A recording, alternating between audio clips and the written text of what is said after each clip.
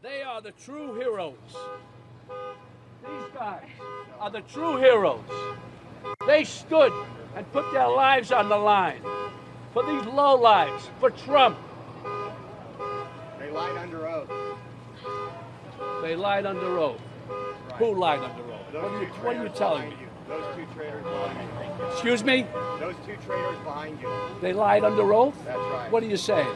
They're traitors. They're traitors. You gotta, I don't know, I don't even know how to deal with you, my friend. I don't even know how to deal with you. They stood there, they didn't have to. And there were other ones in there who probably were in with them a little bit too, and they found a way to get around. Not these guys. They stood there and fought for us, for you.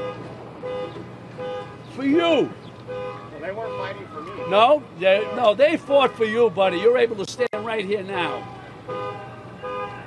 They are the true heroes. Yeah, you got that, Joshua? We owe everything to Michael Fanone. Look, I loved a normal heckler is shooting their mouth off, saying stuff, bad words. You were just on mess. You were perfect. You were perfect. Tell me a little bit about that. Did you plan to do that? And share the moment with us, please. You know, I didn't plan to do that. I found out that Fanone and Dunn were there probably like 3 minutes before that happened. And like most of us who watch the news and see what's going on, these are the trophies of the Democrat Party. These are the people that are responsible for keeping a lot of our J6ers locked up in the D.C. gulag. And it was, my blood pressure started boiling when I seen them. And I was just like, nobody calls these people out for what they are. And that is traitors. And, you know, I wasn't going to yell and scream. I was there. But one thing that the media that was there, they don't do is they don't ask hard questions. 90% of the mainstream media is part of, you know, the Joe Biden campaign. So I felt it was necessary to come out and say that. And it just came out like it did, and nothing was planned. It just worked well, especially the way when you know, they agreed with me with what I said at first. It was interesting that, they, Fanone and Dunn kind of kept their heads down for the most part. You caught up with Fanone a little while later.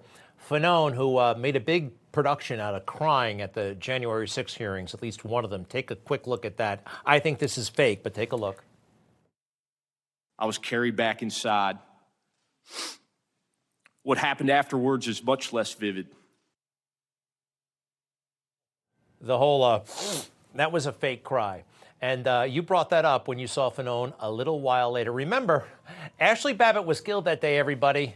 And we don't have anybody in the media pursuing that. Very few, including you, though. You did it, and I love it. And this had to be done. Take a look, everybody. Fanone the traitor right here, guys.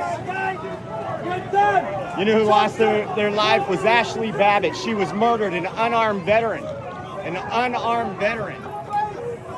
Don't start crying on me, Fanone. Don't start crying on me now. Absolute sellout. Absolute sellout. Traitor to your country.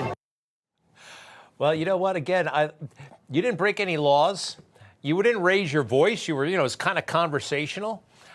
Don't start crying on me, Fanone. You know that these guys are phonies. You know it, and what was the energy you sensed coming from Fanone? At one point, I thought he might turn and hit you, but no, there's something. I think he knows that you know the truth. Yeah, I would agree. I noticed he started getting red. When I went back and looked at the videos, you can see his ears about 10 seconds in are, you know, as red as my hat is right now.